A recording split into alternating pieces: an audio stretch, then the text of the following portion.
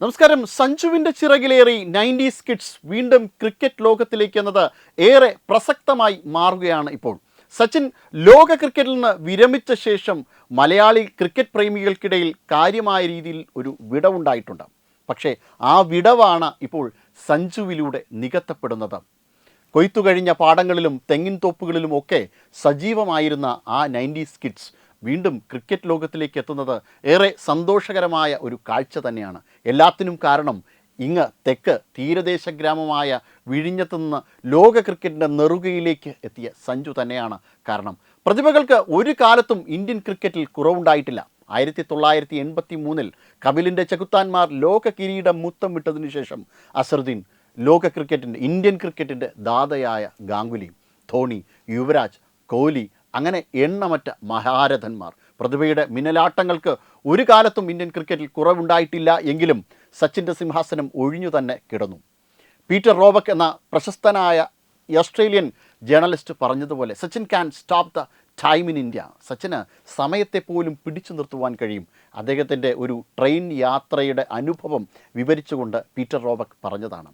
Shane വാണിനെയും Shoaib അക്തറിനെയും ആംബ്രോസിനെയും Waseem അക്രത്തിനെയും ഒക്കെ നേരിട്ട് boundary പായിച്ച് അവരുടെ സ്വപ്നങ്ങളിലെ വില്ലനായ സച്ചിൻ.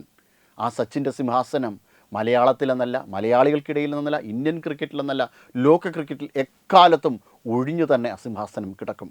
പക്ഷേ ആ അദ്ദേഹത്തിൻ്റെ സിംഹാസനത്തിനടുത്തെവിടെയോ ഓരത്തെവിടെയോ ഒരു സീറ്റ് ഇട്ട് കൊടുത്തു, ഒരു ചെയർ ഇട്ട് കൊടുത്തു മലയാളി സഞ്ജുവിനും. പ്രതിഭ കൊണ്ട് സച്ചിനോടൊപ്പം എത്തുന്നില്ലെങ്കിലും സഞ്ജുവിനും അതിനടുത്ത് എവിടെയോ മലയാളി ഒരു ചെയർ ഇട്ട് കൊടുത്തു, ഒരു കസേര കൊടുത്തിട്ടുണ്ട്. ഇപ്പോൾ 2015 സിംബാബ്വെക്കെതിരെ ഹരാരയിൽ അരങ്ങേറിയതിനു ശേഷം ഇന്ത്യൻ ദേശീയ ക്രിക്കറ്റിൽ വന്നും പോയും ഇരിക്കുകയായിരുന്നു സഞ്ജു. അന്തർദേശീയ മത്സരങ്ങളിൽ പലപ്പോഴും സഞ്ജുവിന് അവസരം ലഭിച്ചിട്ടില്ല.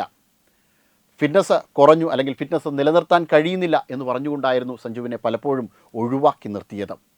പക്ഷേ ഈ T20 വേൾഡ് കപ്പിൽ സഞ്ജുവിൻ്റെ സ്ട്രൈക്ക് റേറ്റ് എത്രയെന്നു? 199.37. 5 മാച്ചിൽ നിന്ന് സഞ്ജു അടിച്ചു കൂട്ടിയത് 321 റൺ. അതും നോക്കൗട്ടിൽ വെസ്റ്റ് ഇൻഡീസിനെതിരെ നേടിയ 97 റൺസ്, സെമിയിൽ ഇംഗ്ലണ്ടിനെതിരെ നേടിയ 89 റൺസ്. ഒരിക്കലും മറക്കാൻ പറ്റില്ല ഒരു ക്രിക്കറ്റ് പ്രേമിക്കും. അതിൽ 2.3 ഓവർ തികയുമ്പോൾ സഞ്ജു ഈഡൻ ഗാർഡനിലെ ടെണ്ടുൽക്കർ സ്റ്റാൻഡിലേക്ക് അടിച്ചു പറത്തിയ സിക്സർ, രോമാഞ്ചം കൊണ്ട് ഇരിക്കാൻ വയ്യായിരുന്നു.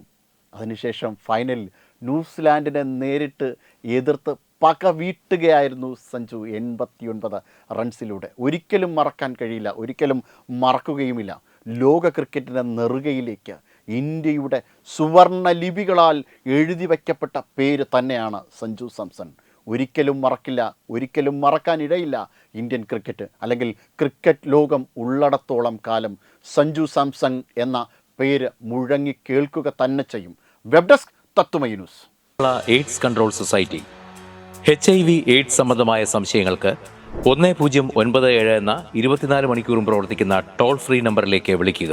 വാട്സാപ്പിലും ഫേസ്ബുക്കിലും ഒക്കെ സ്റ്റാറ്റസ് അപ്ഡേറ്റ് ചെയ്യാറുണ്ടല്ലോ. HIV സ്റ്റാറ്റസോ HIV പിടിപെടാനുള്ള സാഹചര്യങ്ങളിൽ കൂടി അറിഞ്ഞോ അറിയാതെയോ കടന്നു പോയിട്ടുണ്ടാവാം. എന്ത് തന്നെയായാലും മുൻകൂട്ടി പരിശോധിച്ച് HIV സ്റ്റാറ്റസ് അറിയൂ. സൗജന്യ HIV പരിശോധനയും കൗൺസിലിങ്ങും ആരോഗ്യ കേന്ദ്രങ്ങളിൽ പ്രവർത്തിക്കുന്ന ICTC അഥവാ ജ്യോതിസ് കേന്ദ്രങ്ങളെ സമീപിക്കുക. നിങ്ങളുടെ സ്റ്റാറ്റസ് എന്തായാലും വിവരങ്ങൾ രഹസ്യമായി സൂക്ഷിക്കുന്നതായിരിക്കും.